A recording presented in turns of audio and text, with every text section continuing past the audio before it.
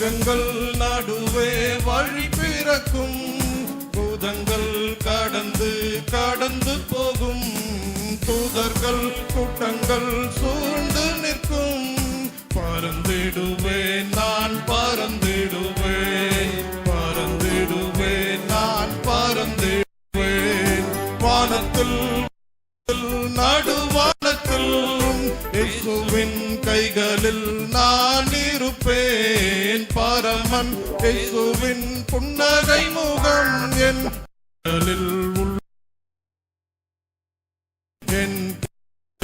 உள்ளத்தில் நிறைந்து நிற்கும்.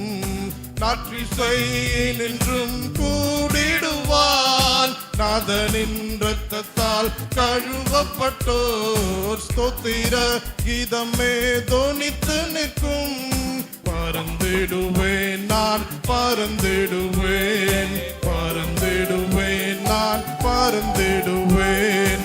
வானத்தில் வானத்தில் நடுவானத்தில் இயேசுவின் கைகளில் நான் இருப்பேன். பரமன் இயேசுவின் புன்னகை முகம் என் கண்களில் உள்ளத்தில் நிறைந்து நிற்கும், என் கண்களில் உள்ளத்தில் நிறைந்து நிற்கும். கண்ணீரும் துன்பமும் கடந்து போகும், கன்னிமை பொழுதில் நடந்து விடும். கர்த்தரின் வருகை நாளின் போது பறந்திடுவேன் நான் பறந்திடுவேன், பறந்திடுவேன் நான் பறந்திடுவேன். வானத்தில் வானத்தில் நடுவானத்தில் இயேசுவின் கைகளில் நான் இருப்பேன். பரமன் இயேசுவின் புன்னகை முகம் என் கண்களில் உள்ளத்தில் நிறைந்து நிற்கும், என் கண்களில் உள்ளத்தில் நிறைந்து நிற்கும். திருடன் வருகை போலிருக்கும், தீவிரம் அவனால் வெகு சமீபம். காலையோ மாலையோ நள்ளிரவிலோ பறந்திடுவேன் நான் பறந்திடுவேன், பறந்திடுவேன் நான் பறந்திடுவேன். வானத்தில் வானத்தில் நடுவானத்தில் இயேசுவின் கைகளில் நான் இருப்பேன். பரமன் இயேசுவின் புன்னகை முகம் என் கண்களில் உள்ளத்தில் நிறைந்து நிற்கும், என் கண்களில் உள்ளத்தில் நிறைந்து நிற்கும். Thank God for helping us to come again to study the God's word. கர்த்தருடைய வார்த்தையை படிக்கும்படிக்கு மறுபடியுமாக இங்கே நாம் வரும்படிக்கு கர்த்தர் கிருபை செய்ததற்காக தேவனுக்கு நன்றி செலுத்துவோம். These 2 days we are going to study the coming of the Lord Jesus Christ. இந்த 2 நாட்களும் நாம் ஆண்டவராகிய இயேசு கிறிஸ்துவினுடைய வருகை குறித்து நாம் படிக்க இருக்கிறோம். It is a topical study. The subject is very vast, but briefly some introductory messages I would like to share with you. இந்த தலைப்பானது மிக ஒரு பெரிய ஒரு தலைப்பாகும், நாம் அதிகமாக படிக்க வேண்டியதாக இருக்கிறது. ஆனாலும் கூட உங்களுக்கு சுருக்கமாக ஒரு சில காரியங்களை நான் கூறுகிறேன். There are so many things associated with the Lord's coming. ஆண்டவராகிய இயேசு கிறிஸ்துவினுடைய வருகையோடு கூட अनेक காரியங்கள் அது சம்பந்தமுடையதாக இருக்கிறது. But these 2 days I want to share with you only some basic things related with the Lord's coming. ஆனால் இந்த 2 நாட்களும் உங்களோடு கூட ஆண்டவராகிய இயேசு கிறிஸ்துவினுடைய வருகைக்கு சம்பந்தமுடைய ஒரு சில அடிப்படை விஷயங்களை நான் பகிர்ந்து கொள்ள விரும்புகிறேன். So in that connection I would like to read 1 Thessalonians chapter 4 verse 16 to 18. அதோடு கூட தொடர்பாக 1 தெசலோனிக்கேயர் 4ஆம் அதிகாரம் verse 16 to 18 16 இருந்து 18ஆம் வசனம் வரைக்குமாக வாசிக்க விரும்புகிறேன். ஏனெனில் கர்த்தர் தாமே ஆரவாரத்தோடும் பிரதான தூதனுடைய சத்தத்தோடும் தேவ எக்காலத்தோடும் வானத்திலிருந்து இறங்கி வருவார். அப்பொழுது கிறிஸ்துவுக்குள் மரித்தவர்கள் முதலாவது எழுந்திருப்பார்கள். பின்பு உயிரோடு இருக்கும் நாமும் கர்த்தருக்கு எதிர்கொண்டு போக மேகங்கள் மேல் அவருடனே கூட ஆகாயத்தில் எடுத்துக்கொள்ளப்பட்டு இவ்விதமாய் எப்பொழுதும் கர்த்தருடனே கூட இருப்போம். ஆகையால் இந்த வார்த்தைகளினாலே நீங்கள் ஒருவரை ஒருவர் தேற்றுங்கள். Again one more verse we will read, Titus chapter 2 verse 13. மறுபடியும் இன்னொரு வசனத்தை கூட நாம் வாசிக்கலாம். தீத்து 2ஆம் அதிகாரம் 13வது வசனம். நாம் நம்பி இருக்கிற ஆனந்த பாக்கியத்துக்கும் மகாதேவனும் நமது இரட்சகருமாகிய இயேசு கிறிஸ்துவினுடைய மகிமையின் பிரசன்னமாகுதலுக்கும் எதிர்பார்த்து கொண்டிருக்கும்படி நமக்கு போதிக்கிறது. May the Lord bless the reading of this portion of the scripture. தேவன் தாமே நாம் வாசித்த இந்த வேதத்தின் பகுதி நமக்கு ஆசீர்வதிப்பாராக. The last promise made in the Bible is the coming of the Lord Jesus Christ. வேதத்திலே நமக்கு கொடுக்கப்பட்டிருக்கிற கடைசி வாக்குத்தத்தம் நம்முடைய ஆண்டவராக இயேசு கிறிஸ்துவினுடைய வருகையாகும். Behold, surely I come quickly. இதோ சீக்கிரமாய் நான் வருகிறேன். Revelation chapter 22 verse 20 we read about that. வெளிப்படுத்தின விசேஷம் 22ஆம் அதிகாரம் 20ஆம் வசனத்திலே அதை நாம் வாசிக்கிறோம். Surely I come quickly. மெய்யாகவே நான் சீக்கிரமாய் வருகிறேன். In response to that promise, John, who heard that, he is praying, Amen, even so come Lord Jesus.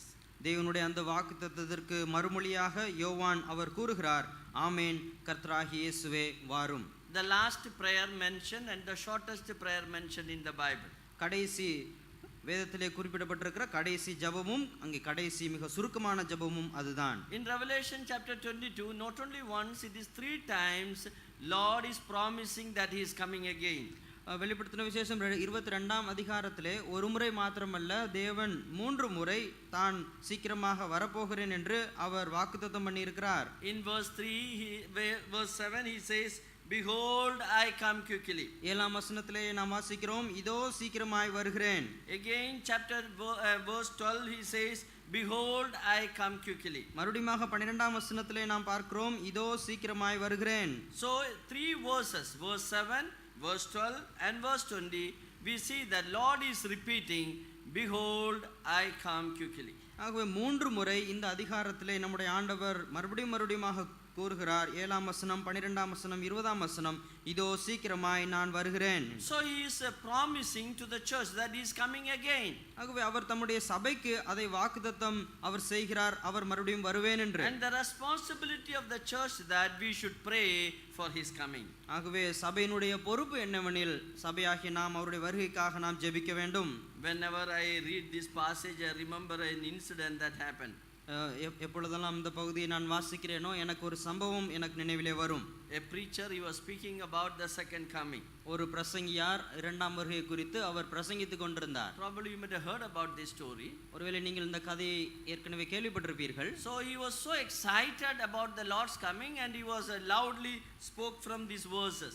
ஆகவே அவர் மிகவும் அதை குறித்து அவர் உணர்ச்சி வசப்பட்டவராக இதை அவர் அதிகமாக சத்தமிட்டு கூறிக்கொண்டிருந்தார். He repeated the verses again, Behold, I come quickly. அவர் இந்த வசனத்தை மறுபடியுமாக கூறிக்கொண்டிருந்தார், இதோ வருகிறேன், இதோ வருகிறேன். 3 times he repeated that verse. அவர் அந்த வசனத்தை 3 முறை அவர் மறுபடியும் கூறினார். Because of his force of repetition, அவர் அவிதமாக கட்டாயப்படுத்தி அவர் திரும்பியும் அவர் கூறினபடினாலே, the podium which he is holding, it fell down in front.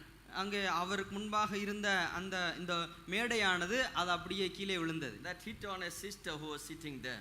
அது அங்கே கீழே அமர்ந்திருந்த ஒரு சகோதரியை அவர் மேல் விழுந்தது. Old sister was sitting there. அங்கே மிகவும் ஒரு வயதான ஒரு சகோதரி அமர்ந்திருந்தார். The preacher got really upset about it. ஆகவே அந்த பிரசங்கியாருக்கு இப்பொழுது மிகவும் ஒரு படபடப்பு ஏற்பட்டது. He ran to that sister and said, Sister, sorry. அவர் விதமாக அந்த சகோதரியிடத்திலே போய், சகோதரி என்னை மன்னித்துக் கொள்ளுங்கள் என்றார். The sister said, You need not to say sorry. அங்கே அந்த சகோதரி விதமாக கூறினார்கள், நீங்கள் ஏன் மன்னிப்பு கேட்க வேண்டும்? 3 times you said that, Behold, I come quickly. I should have moved from that place. நீங்கள் 3 முறை கூறினீர்கள், நான் வருகிறேன் என்று. நான் தான் அப்படி ஒதுங்கி உட்கார்ந்திருக்க வேண்டும். It is my mistake, it is not your mistake. இது என்னுடைய தவறு தான், இது உங்களுடைய தவறு ஒன்றுமில்லை. See, in this story there is a lesson. ஆகவே இந்த கதையிலே ஒரு பாடம் இருக்கிறது. The preacher is talking about the Lord's coming. ஆகவே இந்த பிரசங்கியார் ஆண்டவருடைய வருகை குறித்து அவர் பேசிக் கொண்டிருந்தார். But the sister thought that he is coming. ஆனால் இந்த சகோதரி நினைத்தார்கள் இந்த பிரசங்கி வருகிறார். So what I want to tell you in the beginning is that whatever the preacher is talking, you should understand in its proper sense. ஆகவே நான் இதனுடைய துவக்கத்திலே நான் உங்களுக்கு கூறிக்கொள்ள விரும்புகிறேன், இந்த விதமாக பிரசங்கியார்கள் பேசுகிற அந்த விஷயத்தை அதனுடைய சரியான அர்த்தத்திலே நீங்கள் புரிந்து கொள்ள வேண்டும். So this subject, as I told you, is a vast subject and some area, some difficulties are there. ஆகவே நான் ஏற்கனவே கூறினது போல இந்த தலைப்பானது மிகவும் ஒரு பெரிய ஒரு தலைப்பாகும். ஆகவே அதிலே ஒரு சில பகுதிகள் நாம் புரிந்து கொள்வதற்கு கடினமான பகுதிகளும் உண்டு. The difficulties which you have or any doubt you have, you can note down. Evening we have a time for a questionnaire time. உங்களுக்கு இருக்கக்கூடிய கடினமான பகுதிகளையும் மற்றும் கேள்விகளையும் நீங்கள் குறித்து வைத்து கொள்ளலாம். நாம் மாலையிலோ அல்லது அதற்கான நேரத்திலோ அதை குறித்து நாம் பேசலாம். Now we will enter into the subject of the second coming of Lord Jesus Christ. இப்பொழுது ஆண்டவராகிய இயேசு கிறிஸ்துவினுடைய இரண்டாம் வருகையினுடைய தலைப்பிற்குள்ளாக நாம் செல்வோம். When we talk about the Lord's coming, there are two stages of his coming. ஆண்டவராகிய இயேசு கிறிஸ்துவினுடைய வருகை குறித்து பேசும்போது அதிலே இரண்டு நிலைகள் இருக்கிறது. One, he is coming for the church. ஒன்று, அவர் தம்முடைய சபைக்காக வருகிறது. That event is called as a rapture. அந்த சம்பவமானது எடுத்துக்கொள்ளப்படுதல் என்று அர்த்தமாகும். That is a private event. அது மிகவும் அது ரகசியமான ஒரு That சம்பவம். is not going to be known all over the world. Only the believers, the church will come to know about it. அது இந்த உலகத்தில் உள்ள யாவருக்கும் அது தெரிய வருகிறதில்லை. அங்கே சபையாகி அந்த விசுவாசிகளின் கூட்டம் மாத்திரமே அதை அறியும். That is only for the New Testament church he is coming. அது அவர் இந்த புதிய ஏற்பாட்டு சபைகளுக்காக மாத்திரமே அவர் வரப்போகிறார். The Old Testament saints are not included under that part of the coming. அந்த அவருடைய வருகையினுடைய அந்த பகுதியிலே பழைய ஏற்பாட்டு விசுவாசிகள் அவர்கள் சேர்கிறதில்லை. But there is a second aspect of his coming. ஆனால் அவருடைய வருகையினுடைய இரண்டாவது ஒரு அம்சம் இருக்கிறது. It is not a private thing, it is a public event. அது ரகசியமான ஒரு சம்பவம் அல்ல, அது வெளியரங்கமான ஒரு சம்பவம். That is called as the glorious appearance of Christ. அது கிறிஸ்துவினுடைய மகிமையின் பிரசன்னமாகுதல். So the first one is for the church and the second one for the nation of Israel. ஆகவே முதலாவது அந்த பகுதி அவர் தம்முடைய சபைக்காக வருகிறது. இரண்டாவது பகுதி அது இஸ்ரவேல் ஜனங்களுக்காக வருகிறது. There's a gap of 7 years between these two events. இந்த ரெண்டு சம்பவங்களுக்கும் இடையே 7 வருடங்கள் உள்ள ஒரு இடைவேளை இருக்கிறது. Minimum 7 years. அங்கே குறைந்தபட்சம் 7 வருடங்கள். Probably little more than that. ஒருவேளை அதை விட சற்று அதிகமாக எடுத்துக்கொள்ளலாம். And this 7 years of period is generally called as the tribulation period. இந்த 7 வருடங்கள் பொதுவாக அது உபத்திரவ காலம் என்று அழைக்கப்படுகிறது. Even the tribulation period is divided into two. அந்த உபத்திரவ காலகட்டமானது இரண்டாக பிரிக்கப்பட்டிருந்தாலும் கூட First 3.5 years is called the tribulation period. முதல் 3.5 வருட காலங்கள் அது உபத்திரவ காலம் என்று அது விதமாக நாம் அழைக்கிறோம். And the last 3.5 years is called as the great tribulation. அங்க கடைசி 3.5 வருடங்கள் அது மகா உபத்திரவ காலம் என்று அது அழைக்கிறோம். At the end of the great tribulation, the last day of the great tribulation, அந்த மகா உபத்திரவ காலத்தின் இறுதியிலே கடைசி நாளிலே அந்த இறுதி நாளானது இருக்கும். when the world is passing through the great Armageddon, the final world war, இந்த உலகமானது மிகப்பெரிய யுத்தமான அந்த அர்மகதோன் யுத்தத்தின் வழியாக அந்த காலகட்டம் நடைபெற்றுக் கொண்டிருக்கும் போது God will appear in glory on the Mount of Olives. நம்முடைய ஆண்டவர் அவர் மகிமையின் பிரசன்னமாகுதலை தம்முடைய அந்த ஒளிவு மலையிலே அவர் காண்பிப்பார். That is called as the glorious appearance of Christ. அதுதான் கிறிஸ்துவினுடைய மகிமையின் பிரசன்னமாகுதல் என்று நாம் அழைக்கிறோம். So that's why I said there is a 7-year gap between these two events. ஆகவே நான் விதமாக கூறினேன், இந்த ரெண்டு சம்பவங்களுக்கும் இடையே 7 ஆண்டுகள் இடைவேளை இருக்கிறது. There are so many similes are used about the Lord's coming. நம்முடைய ஆண்டவராகிய இயேசு கிறிஸ்துவினுடைய வருகையை பற்றி அங்கே சில உருவகங்களை இந்த வேதத்திலே நாம் பார்க்கிறோம். Jesus Christ is referred as the morning star. நம்முடைய ஆண்டவராகிய இயேசு கிறிஸ்து அவர் காலை விடிவெள்ளி என்றவர் அழைக்கப்பட்டிருக்கிறார். Not only that, he is also referred as the son of righteousness. அது மட்டுமல்ல, அவர் விதமாக அவர் நீதிமானின் புத்திரர் என்றவர் அழைக்கப்பட்டிருக்கிறார். So he is a morning star as well as he is the son of righteousness. ஆகவே அவர் அங்கே காலை விடிவெள்ளி மற்றும் அவர் நீதியின் சூரியன் என்று அவர் அழைக்கப்பட்டிருக்கிறார். The last chapter of the New Testament, இந்த புதிய ஏற்பாட்டினுடைய கடைசி அதிகாரம் is referring him as the morning star. அவரை காலை விடிவெள்ளி என்று அழைக்கிறது. Whereas the last chapter of the Old Testament, ஆனால் பழைய ஏற்பாட்டினுடைய கடைசி அதிகாரத்திலே he is referred as the son of righteousness. அவர் நீதியின் சூரியன் என்று அழைக்கப்பட்டிருக்கிறார். It is not an accidental reference. God has a purpose behind that. அது ஏதோ விதமாக தற்செயலாக நடைபெற்ற ஒரு விஷயம் அல்ல. தேவன் ஒரு நோக்கத்தோட கூட தான் அப்படி செய்திருக்கிறார். Revelation 22 verse 16 we read that Lord Jesus Christ is referred as a bright and morning star. நாம் வெளிப்படுத்தின விசேஷம் 22ஆம் அதிகாரம் 16ஆம் வசனத்திலே நாம் வாசிக்கிறோம், ஆண்டவராக இயேசு கிறிஸ்துவை விதமாக அவர் பிரகாசமுள்ள விடிவெள்ளி நட்சத்திரமுமாய் இருக்கிறேன் என்று. No, why this is him is referred here as a bright and morning star? ஏன் இங்கே பிரகாசமுள்ள விடிவெள்ளி நட்சத்திரம் என்று அவர் குறிக்கப்பட்டிருக்கிறார்? For the church, for the New Testament church, believers, he is the bright and morning star. ஒரு புதிய ஏற்பாட்டு சபைக்கு அல்லது புதிய ஏற்பாட்டு விசுவாசிக்கு அவர் பிரகாசமுள்ள விடிவெள்ளி நட்சத்திரமாக இருக்கிறார். To see the bright and morning star, அந்த பிரகாசமுள்ள விடிவெள்ளி நட்சத்திரத்தை நாம் பார்ப்பதற்கு you have to awake early in the morning. நீங்கள் அதிகாலை வேளையிலே நீங்கள் விழித்து இருக்க வேண்டும். If you are sleeping and you won't be able to see the bright and morning star. நீங்கள் தூங்கிக் கொண்டிருப்பீர்களானால் உங்களால் பிரகாசமுள்ள அந்த விடிவெள்ளி நட்சத்திரத்தை காண முடியாது. You have to watch for that star. நீங்கள் அந்த நட்சத்திரத்திற்காக காத்திருக்க வேண்டும். Let me ask you, how many of you have seen the bright and morning star? நான் உங்களுக்கு இதை கேட்கிறேன், உங்களில் எத்தனை பேர் இந்த பிரகாசமுள்ள விடிவெள்ளி நட்சத்திரத்தை Anybody is there பார்த்திருக்கிறீர்கள்? who has seen the morning star? அந்த காலை விடிவெள்ளி யாராவது பார்த்திருக்கிறீர்களா Every நட்சத்திரத்தை? day it is coming. ஒவ்வொரு நாளும் அது வருகிறது. I don't think anybody is here. யாரும் அதை பார்த்திருக்க மாட்டீர்கள் என்று நான் That நினைக்கிறேன். means you are all late, getting up in the late because all are sleeping by the time. அதனுடைய அர்த்தம் நீங்கள் எல்லாம் காலையிலே மிகவும் லேட்டாக எழுந்திருக்கிறீர்கள், அந்த If you நேரத்தில் want தூங்கிக் to கொண்டிருப்பீர்கள். see the bright and morning star, நீங்கள் அந்த பிரகாசமுள்ள விடிவெள்ளி நட்சத்திரத்தை you பார்க்க have to வேண்டுமானால் get up early in the morning and you have to watch the sky. நீங்கள் அதிகாலை வேளையிலே எழுந்திருந்து அதை நீங்கள் பார்க்க வேண்டும். It is very bright than all other stars. அது மற்ற எல்லா நட்சத்திரங்களை காட்டிலும் மிக பிரகாசமாக இருக்கும். But most of us are sleeping at that time. ஆனால் அந்த வேளையிலே நம்மில் அநேகர் தூங்கிக் கொண்டிருக்கிறோம். That is why we could not see that particular star. ஆகையினாலே தான் அந்த குறிப்பிட்ட நட்சத்திரத்தை நம்மால் பார்க்க முடிகிறதில்லை. But for the church, Jesus is coming as the bright and morning star. ஆனால் சபைக்கு தேவன் அவர் விதமாக பிரகாசமுள்ள நட்சத்திரமாக வரப்போகிறார். The church is watching for him. இங்கே சபையானது அவருக்காக காத்து We கொண்டிருக்கிறது. are all every day we sing and we pray, we hope that Jesus is going to come again. ஒவ்வொரு நாளும் நாம் இதை குறித்து நாம் நினைத்துக் கொண்டு துதித்துக் கொண்டு அவர் வரப்போகிறார் என்ற நம்பிக்கையோடு கூட காத்திருக்கிறோம். So for the church he is the bright and morning star. ஆகையால் சபைக்கு அவர் பிரகாசமுள்ள விடிவெள்ளி நட்சத்திரம். Because the church is watching for his coming. ஏனென்றால் சபையானது அவருடைய வருகைக்காக காத்து கொண்டிருக்கிறது. So if you look in the Old Testament, the last chapter, ஆகவே நீங்கள் பழைய ஏற்பாட்டினுடைய கடைசி அதிகாரத்தை பார்த்தால் that is also referring to the coming of the Lord Jesus Christ. அதுவும் கூட ஆண்டவராகிய இயேசு கிறிஸ்துவின் வருகையை குறித்து நமக்கு பேசுகிறது. Malachi chapter 4, மல்கியா 4வது அதிகாரம் verse 2, we read that the coming of the Lord is mentioned there. அங்கே 2ஆம் வசனத்தில் ஆண்டவராகிய இயேசு கிறிஸ்துவின் வருகையை குறித்து குறிப்பிடப்பட்டிருக்கிறது. In verse 2 he says that he is coming like the sun of righteousness. நாம் 2ஆம் வசனத்திலே நாம் வாசிக்கிறோம், உங்கள் மேல் நீதியின் சூரியன் உதிக்கும் என்று. Yeah, sun of righteousness. நீதியின் சூரியன்.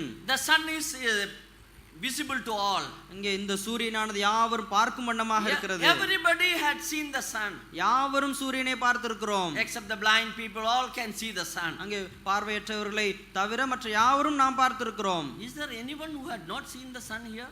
இங்கே இருக்கக்கூடிய யாராவது சூரியனை இதுவரை நீங்கள் பார்த்திராமல் இருக்கிறீர்களா? All have seen the sun, isn't it? எல்லாரும் நாம் சூரியனை பார்த்திருக்கிறோம் If you இல்லையா? have not seen the sun, go outside, look up, you can see the sun. நீங்கள் இதுவரை பார்க்கவில்லை என்றாலும் பரவாயில்லை, நீங்க வெளியிலே போய் இப்பொழுது பார்க்கலாம், சூரியனை பார்க்க It முடியும். is visible to all. யாவருக்கும் தெரிந்திருக்கிறது. So, likewise, the glorious appearance is visible to all. அவ்விதமாகவே தேவனுடைய மகிமையின் பிரசன்னமாகுதல் யாவருக்கும் தெரியும். The coming of the Lord for the church is a private event, it is not visible to all. இங்கே விதமாக தேவன் சபைக்காக வருகிற அந்த வருகையானது ரகசிய வருகையாக இருக்கிறது, யாவராலும் பார்க்க முடியாது. So, the Lord is coming for the church as well as for the Israel. There are two different events. ஆகவே நம்முடைய ஆண்டவர் சபைக்காக முதலாவது அவர் வருவார், அதுக்கு அப்புறமா இஸ்ரவேல் ஜனங்களுக்காக வருவார். 2 சம்பவங்கள் இருக்கிறது. This two aspect of the Lord's coming is the basic truth we should understand while studying this subject. நம்முடைய ஆண்டவராக இயேசு கிறிஸ்துவினுடைய வருகை குறித்து அந்த தலைப்பிலே நாம் படிக்கும்போது இந்த 2 அடிப்படை அம்சங்களை மிக தெளிவாக நாம் புரிந்திருக்க வேண்டும். Most of the people are confused about the Lord's coming because they cannot distinguish these two phases or two stages of the Lord's coming. அங்கே நம்மில் அநேகர் ஆண்டவராக இயேசு கிறிஸ்துவினுடைய வருகை பற்றினதான இந்த பாடங்களிலே குழப்பம் அடைந்திருக்கிறோம். ஏனென்றால் இந்த 2 விஷயங்களுக்கும் இடையே உள்ள வித்தியாசத்தை நாம் புரிந்து கொள்ளாத நிலைமையிலே இருக்கிறதுனாலே தான். And landed up in lot of wrong doctrines. ஆகவே அவ்விதமாக செய்யும்போது அநேக தவறான உபதேசங்கள் கூடாக நாம் கடந்து செல்வோம். Now again, when we talk about the Lord's coming, மறுபடியும் நாம் ஆண்டவருடைய வருகை குறித்து நாம் பேசும்போது he is mentioned many times in the New Testament, mentioned that behold I come like a thief. அங்கே நாம் நம்முடைய புதிய ஏற்பாட்டிலே அநேக இடங்களிலே நாம் பார்க்கிற விஷயம், இதோ நான் திருடனை போல வருகிறேன். You look at all the verses which is mentioned about the Lord's coming and compare the Lord's coming with the thief. அங்கே விதமாக நம்முடைய ஆண்டவராக இயேசு கிறிஸ்துவின் வருகை குறித்து சொல்லி இருக்கிற எல்லா வசனங்களையும் நீங்கள் வாசித்து ஒரு திருடன் வருகிற அந்த வருகையோடு கூட ஒப்பிட்டு நீங்கள் பார்ப்பீர்களானா, and you can understand why the Lord is comparing his coming with the coming of a thief. அங்கே நீங்கள் ஏன் நம்முடைய ஆண்டவர் அவர் தம்முடைய வருகையை திருடனுடைய வருகையோடு கூட ஒப்பிட்டு கூறுகிறார் என்று உங்களுக்கு புரியும். One thing, ஒரு காரியம், we know that the thief is coming without any announcement. அங்கே ஒரு காரியம், அந்த திருடன் எந்த ஒரு முன்னறிவும் இன்றி அவன் வருவான். He is coming unannounced and unexpected time. அவன் அறிவிப்பு ஏதும் செய்யாத நிலைமையிலே நாம் எதிர்பாராத நேரத்திலே அவன் வருவான். No thief will tell that so and so date, so and so time I am visiting your home. அங்கே எந்த ஒரு திருடனும் இந்த நாளிலே நான் இந்த நேரத்தில் எல்லாம் உங்களை வந்து சந்திப்பேன் என்று கூற He can come மாட்டான். at any time. அவன் எந்த நேரத்திலேயும் வரலாம். So we are expected to wait for him because Lord will come at any time. ஆகவே நாம் அவருடைய வருகைக்காக காத்திருக்கும்படி எதிர்பார்க்கப்பட்டிருக்கிறோம். ஏனென்றால் நம்முடைய ஆண்டவர் எந்த நேரத்திலேயும் வரலாம். Not only that, அது மட்டுமல்ல, why a thief is coming? ஏன் ஒரு திருடன் வருகிறான்? Do you think the thief is coming to give shake hand to you and say hello to you? உங்களுக்கு விதமாக வந்து கைகுலுக்கல் அவன் கொடுத்து விட்டு உங்களுக்கு ஹலோ ஹாய் சொல்றதுக்கு வருகிறானா? No thief is coming to say hello to you. உங்களுக்கு ஹலோ சொல்வதற்காக எந்த ஒரு திருடனும் வருகிறது He இல்லை. has a purpose behind coming. அவன் வருகிறதற்கு ஒரு நோக்கத்தோடு கூட வருவான். Of course we know why a thief is coming. அங்கே அவன் விதமாக ஏன் வருகிறான் என்று நமக்கு தெரியும். One day the Lord was speaking to the people. ஒரு முறை நம்முடைய ஆண்டவர் அவர் ஜனங்களோடு கூட பேசிக் He கொண்டிருந்தார். was explaining why a thief is coming. அவர் விதமாக விளக்கி கொண்டிருந்தார் ஒரு திருடன் ஏன் வருகிறான் என்று. He was not talking about himself. அவர் அவரை குறித்து அவர் பேசவில்லை. It was really he was speaking the purpose of a thief. ஒரு திருடனுடைய உண்மையான வருகையினுடைய நோக்கத்தை அவர் பேசிக் கொண்டிருந்தார். That verse is not applicable to Lord Jesus Christ. அது ஆண்டவராக இயேசு கிறிஸ்துவோடு கூட அதை நாம் சம்பந்தப்படுத்தி பார்க்க கூடாது. But we get an idea why a thief is coming. ஆனால் ஒரு திருடன் ஏன் வருகிறான் என்ற ஒரு அறிவு நமக்கு கிடைக்கும். John's Gospel chapter 10 verse 10 you can read. யோவான் எழுதின சுவிசேஷம் 10ஆம் அதிகாரம் 10ஆம் வசனத்தை நீங்கள் வாசிக்கலாம். John 10:10. யோவான் 10ஆம் அதிகாரம் 10வது வசனம். திருடன் திருடவும் கொல்லவும் அழிக்கவும் வருகிறானே என்று வேறொன்றுக்கும் வரான். நானோ அவைகளுக்கு ஜீவன் உண்டாயிருக்கவும் அது பரிபூர்ணப்படவும் வந்தேன். Here is the purpose of a thief is mentioned. இங்கே ஒரு திருடனுடைய நோக்கமானது குறிப்பிடப்பட்டிருக்கிறது. As I told you, I want to tell you very clearly this verse is not applicable to Lord Jesus நான் Christ. ஏற்கனவே உங்களுக்கு கூறினது போல இது ஆண்டவராக இயேசு கிறிஸ்துவை குறித்து சொல்லப்பட்டுள்ள ஒரு வார்த்தை அல்ல. Lord is speaking about a real thief. நம்முடைய ஆண்டவர் ஒரு உண்மையான திருடனை குறித்து பேசுகிறார். But he is saying that why a thief is coming. ஆனால் அவர் விதமாக ஏன் ஒரு திருடன் வருகிறான் என்று நமக்கு கூறுகிறார். Three things are mentioned. மூன்று காரியங்கள் A thief is குறிப்பிடப்பட்டிருக்கிறது. coming to steal. ஒரு திருடன் திருடுகிறதற்காக வருகிறான். Number 2, இரண்டாவது he is coming to kill. அவன் கொல்லுகிறதற்கு வருகிறான். Number 3, மூன்றாவது he is coming to destroy. அவன் அழிக்கிறதற்காக வருகிறான். When the Lord's coming is compared to this thing, நம்முடைய ஆண்டவருடைய வருகையானது இந்த மூன்று காரியங்களோடு நாம் ஒப்பிட்டு பார்த்தால், compared to thief, ஒரு திருடனோடு கூட ஒப்பிட்டு பார்த்தால், this threefold purpose is also involved in the Lord's coming. நம்முடைய ஆண்டவருடைய வருகையிலே இந்த மூன்று விதமான நோக்கங்களும் கூட உள்ளடங்கி இருக்கிறது. First of all, a thief is coming to steal. முதலாவதாக ஒரு திருடன் அவன் திருடுகிறதற்காக வருகிறான். He is coming to your home to steal the most precious thing. அவன் உங்களுடைய வீட்டிற்கு வந்து உங்களுடைய வீட்டிலே மிகவும் விலையேற பெற்ற பொருள்களை திருடுகிறதற்காக வருகிறான். The Lord is coming again. நம்முடைய ஆண்டவர் மறுபடியும் வருகிறார். Why he is coming? அவர் ஏன் வருகிறார்? He is coming to take away the most precious thing from this world. இந்த உலகத்தில் இருக்கக்கூடிய மிகவும் விலையேற பெற்ற பொருளை அவர் எடுத்துக்கொள்ளும்படி வரப்போகிறார். What is the most precious thing for him in this world? இந்த உலகத்திலே அவருக்கென்று இருக்கக்கூடிய மிகவும் விலையேற பெற்ற பொருட்கள் என்ன? His church. அவருடைய சபைதான். His church is the most valuable thing for the Lord. நம்முடைய ஆண்டவருக்கு இந்த சபைதான் மிகவும் விலையேற பெற்ற ஒரு பொருள். As Peter says, ye are not purchased by the silver and gold, but by the precious blood of the Lamb.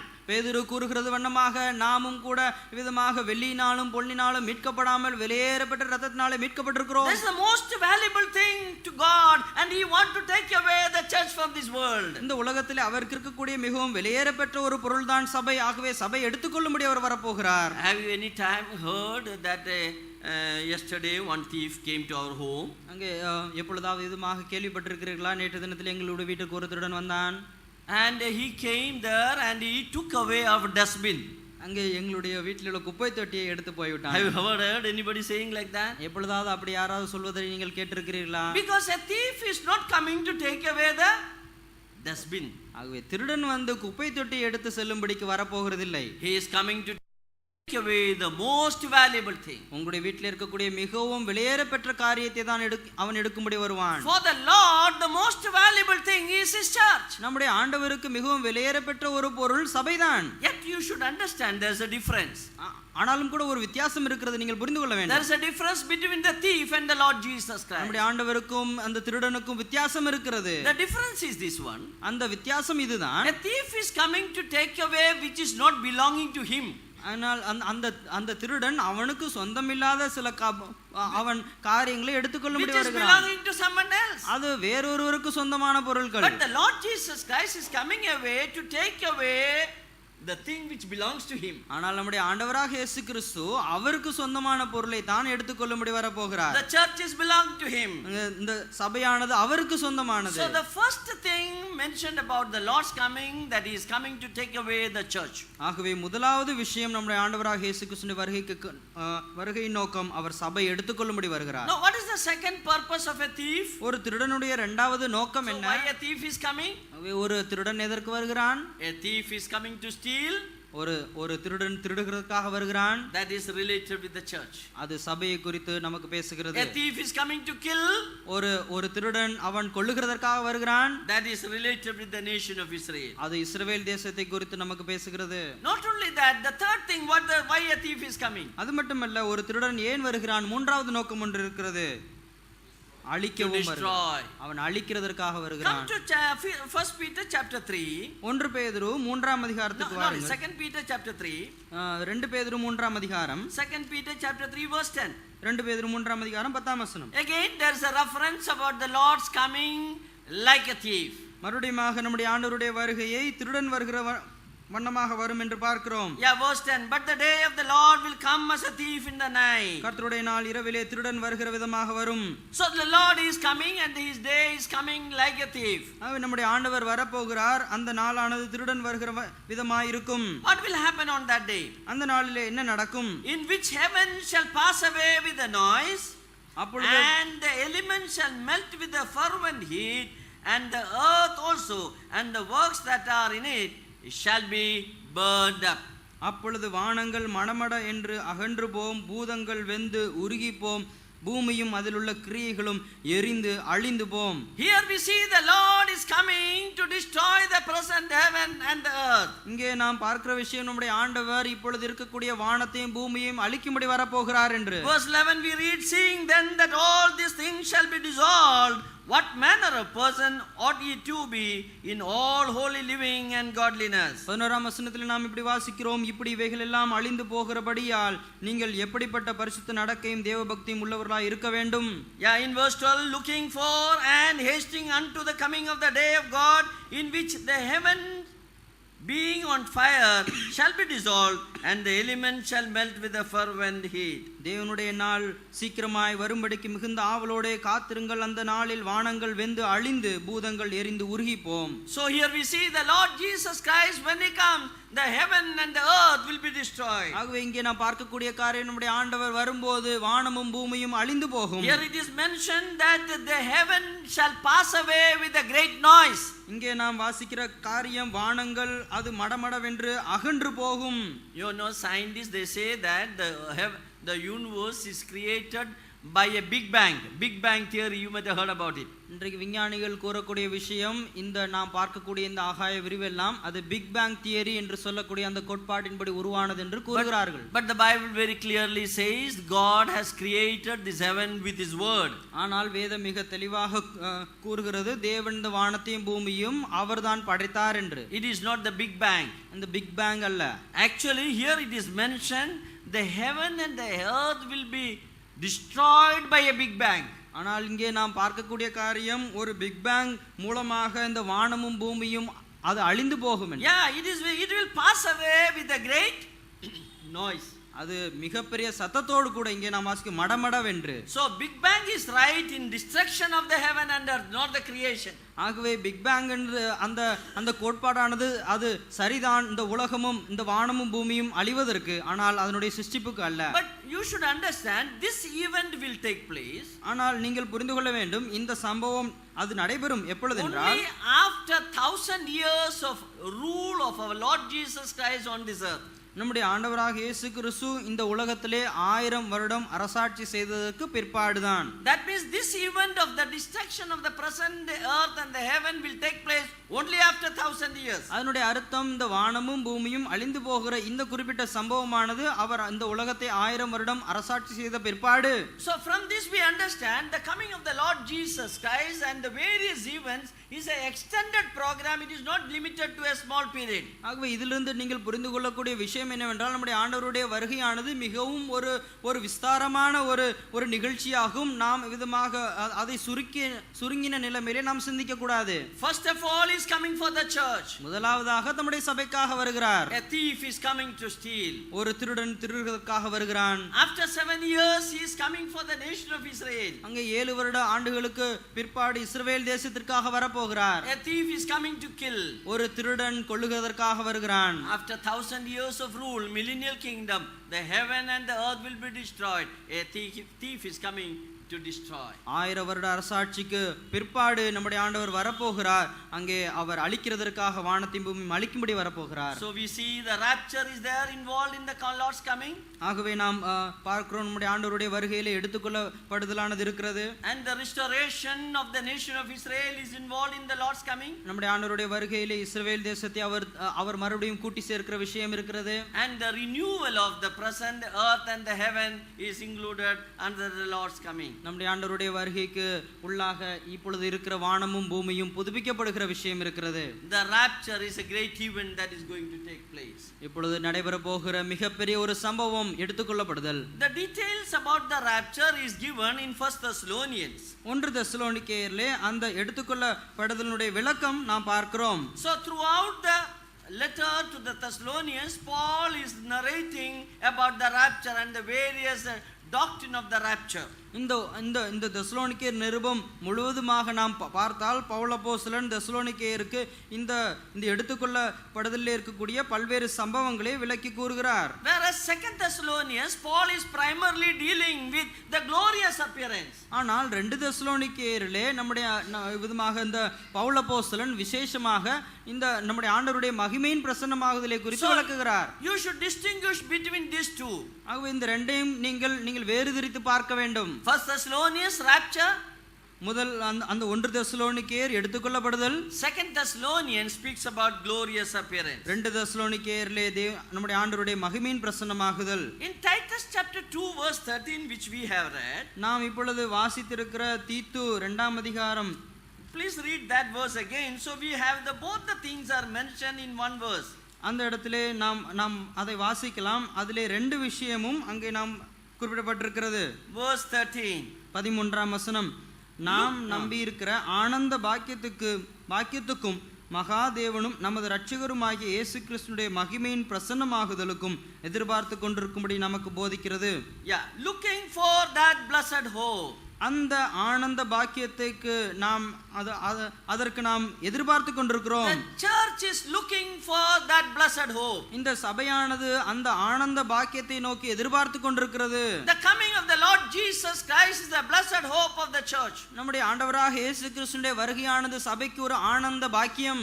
That Jesus Christ will descend from heaven and we will meet him in the air. நம்முடைய ஆண்டவர் பரலோகத்திலிருந்து இறங்கி வர அவர் இருக்கிறார், நாம் அவரை மத்தியவானத்திலே சந்திப்போம். So the coming of the Lord Jesus Christ for the church is mentioned here, looking for that blessed hope. ஆகவே நம்முடைய ஆண்டவருடைய முதல் அந்த வருகையை நாம் இங்கே வாசிக்கிறோம்.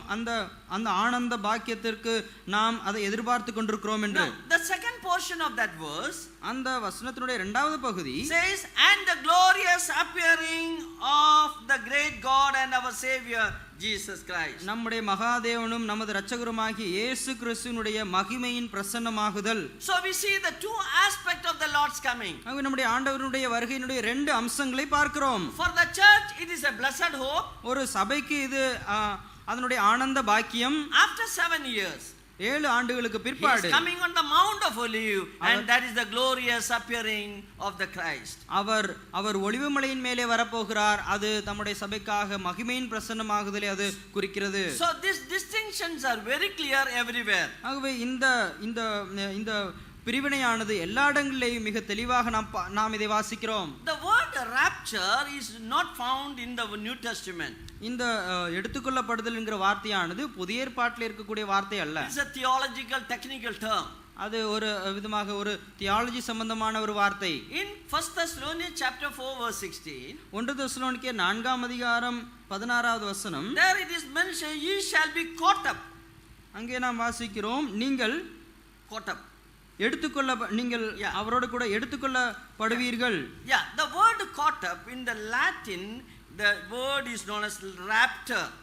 அந்த எடுத்துக்கொள்ளப்படுதல் என்கிற வார்த்தையினுடைய அந்த லத்தீன் பாஷையிலே ராப்டர் என்று அது அழைக்கப்பட்டிருக்கிறது. Yeah, from the word rapture, the word rapture has been derived. அந்த ராப்டர் என்று சொல்லக்கூடிய வார்த்தையிலிருந்து ராப்சர் என்கிற ஆங்கில வார்த்தையானது எடுக்கப்பட்டிருக்கிறது. The meaning is caught up. அதனுடைய அர்த்தம் நாம் எடுத்துக்கொள்ளப்படுதல், or to snatch away quickly.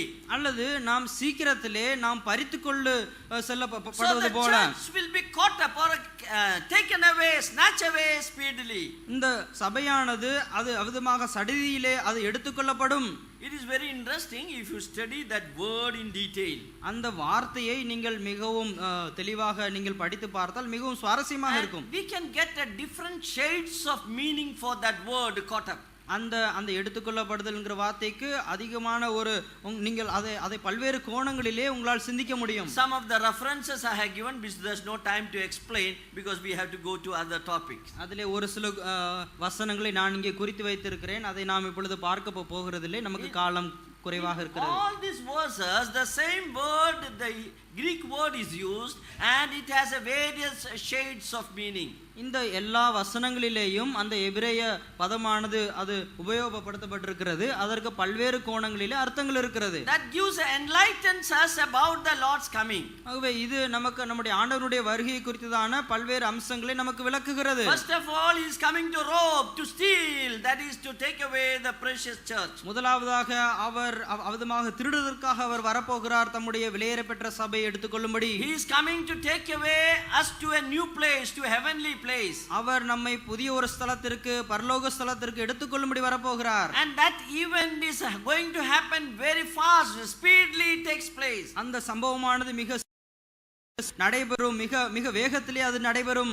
When he takes away, he has to use force because the evil forces will try to prevent it. அவர் நம்மை எடுத்துக்கொள்ளும்படியாக வரும்போது அவர் அதற்காக அதிகமாக அவர் யுக்திகளை எல்லாம் பயன்படுத்த வேண்டும். ஏனென்றால் தீய சக்திகள் நம்மை கீழே இழுக்கும். Forcibly he will take away the church. அவர் நம்மை கட்டாயப்படுத்தி அங்கே சபை எடுத்துக்கொண்டு செல்லுவார். Not only that, we are taken away before the great tribulation. அது மட்டுமல்ல, நாம் மகா உபத்திரவத்துக்கு முன்பாக நாம் எடுத்துக்கொள்ளப்பட்டு போவோம்.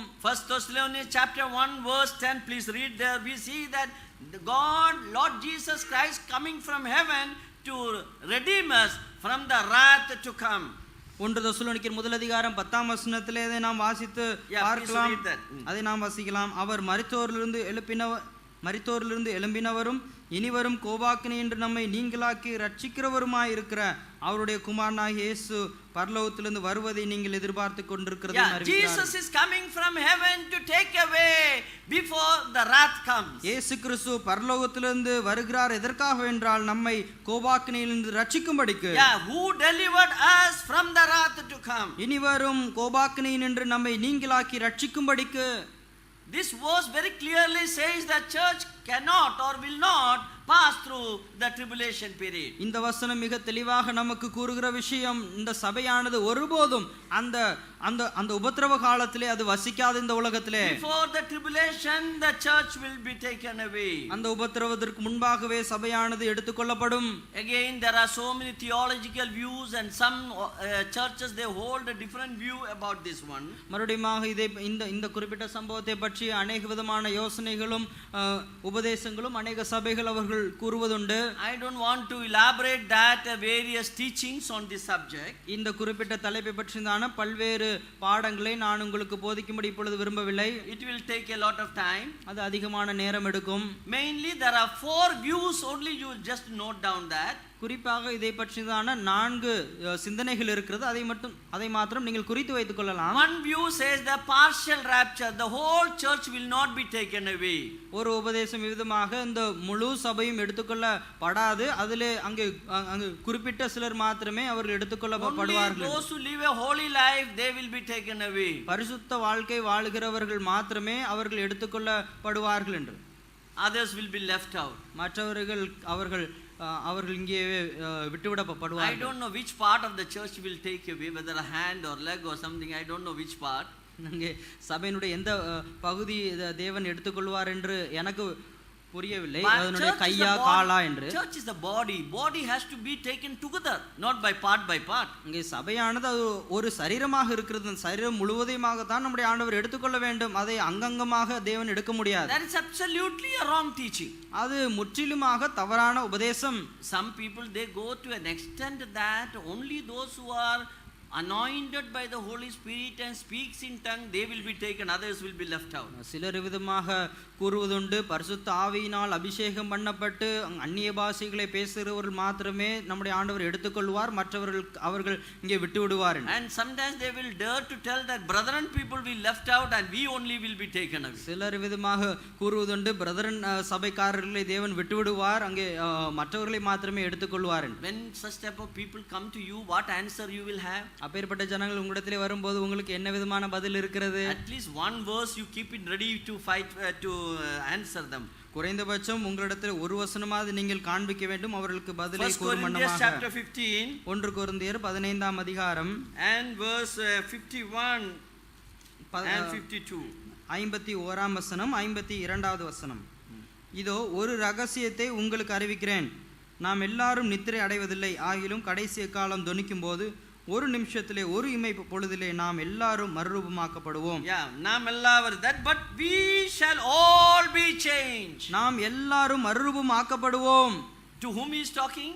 அவர் யாரை குறித்து பேசுகிறார்? Paul is talking to the Corinthian believers. பவுல் கொரிந்து சபையில் உள்ள விசுவாசிகளை குறித்து பேசுகிறார். He is not saying that some of you will be taken away. உங்களில் ஒரு சிலர் மாத்திரமே அவர்கள் விதமாக அவர்கள் ஆண்டவரோடு கூட செல்வார்கள் என்று நம்முடைய அவர் கூறவில்லை. Including me, we all shall be changed. அங்கே நம்மோடு கூட சேர்த்து நாம் எல்லாரும் சேர்ந்து நாம் மறுரூபமாக்கப்படுவோம். You know what type of a church was Corinth? உங்களுக்கு தெரியும் கொரிந்து எப்பேற்பட்ட ஒரு சபையாக இருந்தது. All the problem was there in that church. அந்த சபையில எல்லா விதமான பிரச்சனைகளும் இருந்தது. Is all immorality was there. எல்லா விதமான ஒழுக்க கேடுகளும் இருந்தது. Some has filed a case against their fellow believers. இன்னும் ஒரு சிலர் மற்ற விசுவாசிகள் மேலே அவர்கள் வழக்குகளை தொடுத்திருந்தார்கள். Disorder in the Lord's Supper.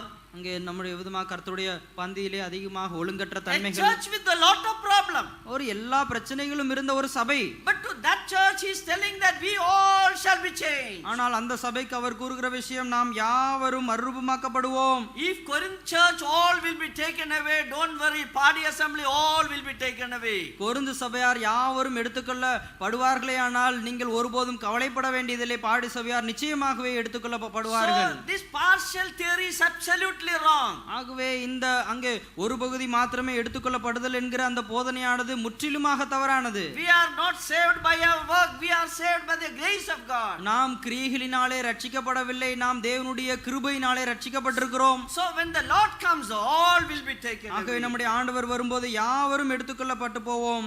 There are some others say that the church, there is no tribulation, church will be passed through the tribulation, only at the end of that the church will be taken away. இன்னும் ஒரு சிலர் கூறுகிற போதனை என்னவெனில் சபையானது அது விதமாக உபத்திரவ காலத்துக்குறாக கடந்து செல்லும், அதற்கப்புறமாகத்தான் தேவன் சபை I எடுத்துக்கொள்வார். don't want to elaborate, that theory is also wrong. நான் அதை விதமாக விளக்கி கூற விரும்பவில்லை, அந்த போதனையும் கூட தவறானது. Some others say that church will pass through the tribulation. இன்னும் ஒரு சில விதமாக சபையானது அந்த உபத்திரவ காலத்தினூடாக கடந்து செல்லும், But before the great tribulation, church will be taken away. ஆனால் அந்த மகா உபத்திரவத்திற்கு முன்பாக சபையானது எடுத்துக்கொள்ளப்படும் என்று. That is called a mid-tribulation theory. அதுதான் அந்த விதமாக அந்த உபத்திரவத்தின் மத்தியிலே எடுத்துக்கொள்ளப்படுதலின் All the போதனை. first three are wrong one.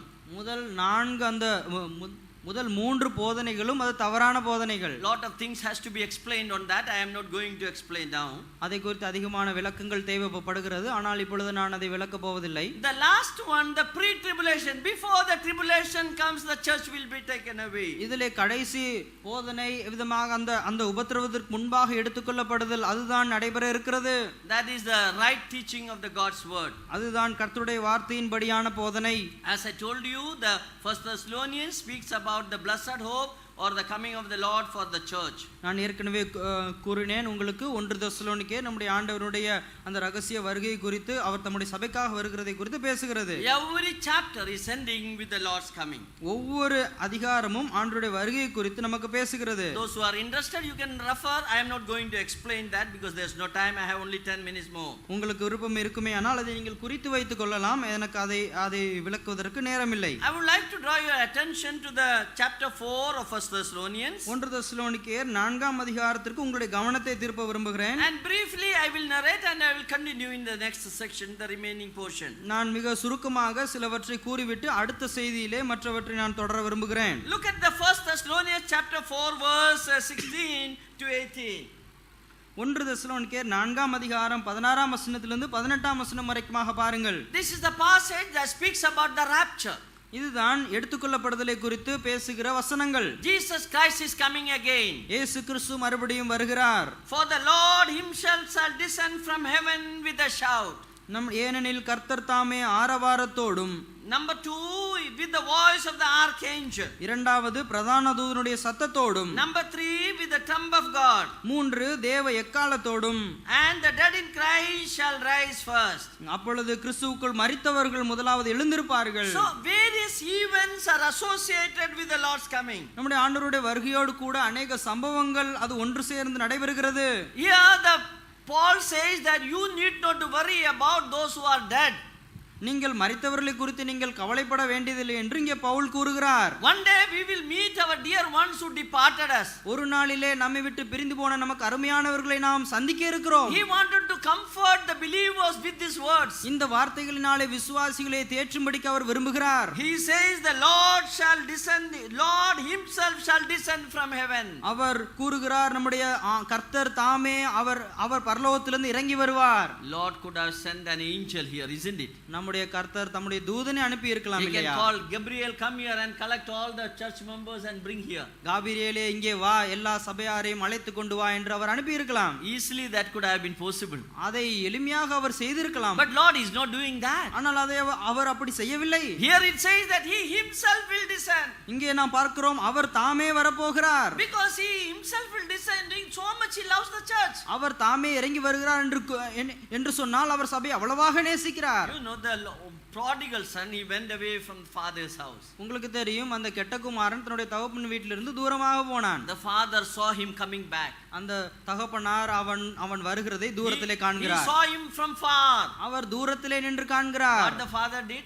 அந்த தகப்பனார் என்ன செய்தார்? He ran towards him.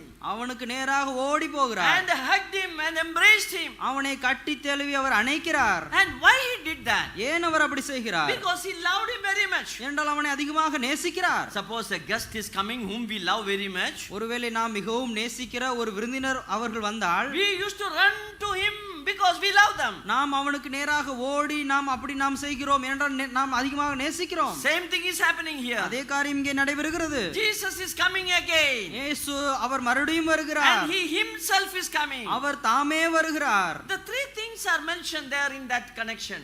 அதோடு கூட தொடர்புடைய மூன்று காரியங்களை நாம் இங்கே வாசிக்கிறோம். Number one, முதல் காரியம், he is coming with a shout. அவர் ஆரவாரத்தோடு வருகிறார். Secondly, இரண்டாவது, with the voice of the archangel. பிரதான தூதனுடைய சத்தம், with the trump of God. தேவ எக்காளம். These three events are taking place when the Lord comes. நம்முடைய ஆண்டவர் வரும்போது இந்த மூன்று சம்பவங்களும் நடைபெற இருக்கிறது. And those who are dead in Christ shall be raised first. கிறிஸ்துவுக்குள் மரித்தவர்கள் முதலாவது எழுந்திருப்பார்கள். So why these three things and what is the purpose of these three things? இந்த மூன்று காரியங்கள் ஏன் வருகிறது, அங்கே அதனுடைய நோக்கங்கள் என்ன? The first of all, as I told you, the Lord is coming with a shout. முதலாவதாக ஏற்கனவே நான் கூறினேன், நம்முடைய கர்த்தர் ஆரவாரத்தோடு வருகிறார். See, it is mentioned in John's Gospel chapter 5 verse 28 and 29 you read. யோவான் 5ஆம் அதிகாரம் 28ஆம் வசனம் 29ஆம் வசனத்திலே வாசிக்கிறோம். There we see that those who are dead will be hear the voice of Lord Jesus Christ. இங்கே விதமாக மரித்தவர்கள் முதலாவது இயேசுவினுடைய சத்தத்தை கேட்பார்கள் என்று அங்கே குறிப்பிடப்பட்டிருக்கிறது. And they will be raised up from the dead. அவர்கள் மரணத்திலிருந்து அவர்கள் எழுந்திருப்பார்கள். John's Gospel chapter 5. யோவான் 5ஆம் அதிகாரம் 28ஆம் வசனம் 29ஆம் வசனம். Yeah. இதை குறித்து நீங்கள் ஆச்சரியப்பட வேண்டாம், ஏனென்றால் பிரேத குழிகளில் உள்ள அனைவரும் அவருடைய சத்தத்தை கேட்கும் காலம் வரும். அப்பொழுது நன்மை செய்தவர்கள் ஜீவனை அடையும்படி எழுந்திருக்கிறவர்களாகவும் தீமை செய்கிறவர்கள் ஆக்கினை அடையும்படி எழுந்திருக்கிறவர்களாகவும் புறப்படுவார்கள். Yeah, here is mentioned, marvel not at this thing, for the hour is coming in which all those that are in the grave shall hear his voice. இங்கே அவருடைய சத்தத்தை பிரேத குழிகளில் உள்ள யாவரும் கேட்பார்கள். When the Lord comes, he is coming with a shout. நம்முடைய ஆண்டவர் வரும்போது அவர் ஆரவாரத்தோடு கூட வரப்போகிறார். He will tell those who are in the grave, come up. அங்கே பிரேத குழிகளிலே இருக்கிறவர்கள் வெளியிலே வாருங்கள் என்று அவர் ஆரவாரிப்பார். 90 verse 3. Psalm 90 verse 3. சங்கீதம் 93வது வசனம். They say that return ye the children of men. அங்கே விதமாக மனுஷபுத்திரர்களே என்னிடத்திலே திரும்பி வாருங்கள். Yes, he will say return unto me.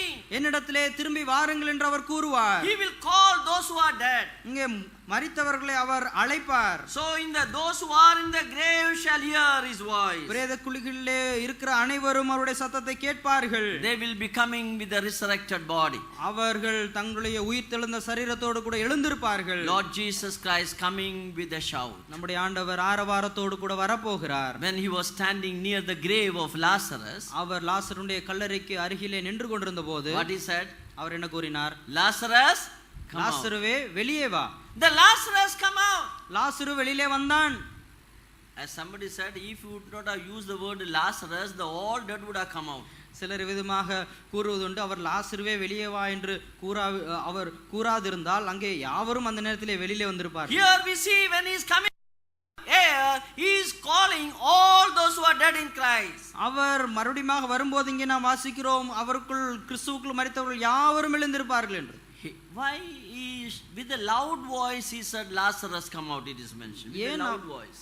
ஏன் அவர் மகா சத்தமிட்டு லாசருவே வெளியே வா என்று அவர் கூறினார் என்று நாம் வேதத்திலே வாசிக்கிறோம். What is the need of a loud voice? அங்கே மகா சத்தம் எதற்கு அவசியம்? Even if he thinks in his heart the Lazarus would have come out. அவருடைய இருதயத்தில் அப்படி யோசித்திருந்தாலே போதும், லாசரு வெளியிலே வந்திருப்பான். If he says slowly Lazarus come out, the Lazarus would have come out. அவர் மெதுவாக லாசருவே வெளியே வா என்று கூறியிருந்தால் கூட வந்திருப்பான். But it is mentioned that with a loud voice he said. ஆனால் நாம் வேதத்திலே வாசிக்கிறோம், அவர் மகா சத்தமிட்டு கூப்பிட்டார். That means his authority over the death, that is he speaks about. அதனுடைய அர்த்தம் அவர் மரணத்தின் மேல் இருந்த அவருடைய அதிகாரத்தை நமக்கு பேசுகிறது. He is the one who got victory over death. அவர் மாத்திரமே மரணத்தின் மேல் அவர் வெற்றி சிறந்தவர். So he has all the authority to say loudly Lazarus come out. ஆகவே அவருக்கு தான் எல்லா விதமான அதிகாரமும் இருக்கிறது, லாசருவே வெளியே வா என்று கூறுவதற்கு. So the Lord will call them and all those who are dead shall be raised again. ஆகவே நம்முடைய ஆண்டவர் கூப்பிடும்போது கிறிஸ்துவுக்குள் மரித்த யாவரும் அவர்கள் எழுந்திருப்பார்கள். Yeah, those who are dead in Christ shall be raised again. கிறிஸ்துவுக்குள் மரித்தவர்கள் மறுபடியும் எழுந்திருப்பார்கள். The question is there whether all those who are dead from time of Adam will be there. இங்கே மறுபடியும் ஒரு கேள்வி வருகிறது, சகோதரனே, ஆதாம் முதற்கொண்டு மரித்தவர்கள் யாவரும் எழுந்திருப்பார்களா? Let me tell you, நான் இதை உங்களுக்கு கூறுகிறேன். there won't be that. The Old Testament saints are not included under this one. அது அப்படி அல்ல. பழைய ஏற்பாட்டு விசுவாசிகள் அல்லது பரிசுத்தவான்கள் இதிலே உள்ளடக்கம் இல்லை. Those who are dead from the day of Pentecost till the Lord's second coming, all those who are dead in Christ shall be raised. Pentecost நாள் முதற்கொண்டு கிறிஸ்துனுடைய வருகை வரைக்கும் கிறிஸ்துவுக்குள் மரித்தவர்கள் யாவரும் பரிசுத்தவான்கள் மாத்திரம் எழுந்திருப்பார்கள். Those who are dead in Christ is a particular term used only for the New Testament saints. கிறிஸ்துவுக்குள் மரித்தவர்கள் என்கிற குறிப்பிட்ட அந்த பதமானது அங்கே புதிய ஏற்பாட்டு விசுவாசிகளை மாத்திரமே குறிக்கக்கூடிய பதம். The Old Testament saints will not be there. பழைய ஏற்பாட்டு விசுவாசிகள் அதற்கு உள்ளடக்கம் இல்லை. This is the first event. இதுதான் முதல் சம்பவம். Again I have to explain all the details about it. மறுபடியும் அதை குறித்தான விளக்கங்களை நான் உங்களுக்கு கூற வேண்டும். Now I think my time is over, so I will be stopping here. In the next session we will continue the remaining portion of it. இப்பொழுது நமக்கு நேரம் முடிந்து விட்டது. ஆகவே இங்கே நான் நிறுத்திவிட்டு அடுத்த செய்தியிலே மற்ற பாடங்களை தொடர்கிறேன். What 3 things are going to happen? 3 காரியங்கள் என்னவெல்லாம் The நடக்க போகிறது? Lord's shout is there. கர்த்தருடைய ஆரவார சத்தம். The voice of the archangel is there. பிரதான தூதனுடைய சத்தம். And the trumpet of God is there. தேவ எக்காலம் இருக்கிறது. Jesus is coming again. இயேசு கிறிஸ்து வரப்போகிறார். He himself will come. கர்த்தர் தாமே வரப்போகிறார். Those who are dead in Christ shall be raised first. இங்கே கிறிஸ்துவுக்குள் மரித்தவர்கள் முதலாவது எழுந்திருப்பார்கள். And we those who are alive will be transformed. இங்கே உயிரோடு இருக்கக்கூடிய நாமும் மறுரூபமாக்கப்படுவோம். We will ascend into the air.